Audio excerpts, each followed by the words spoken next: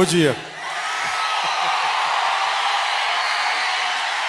సినిమాలు చేసే టైం ఉందంటారా?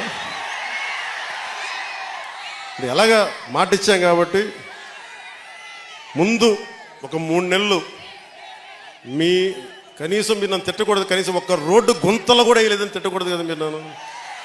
కనీసం గ్రామాలకి కొత్త రోడ్ల కంటే ముందు రోడ్లు గుంతలు పూడ్చి పాట్ హోల్స్ పూడ్చి మళ్ళీ మీరు తిట్టకూడదు కదా. నిన్ను ఎన్నుకుంటే మళ్ళీ నువ్వు వెళ్ళి ఓజీ చేస్తామని మనల్ని క్యాజీ అంటే నేను ఏం చెప్పను.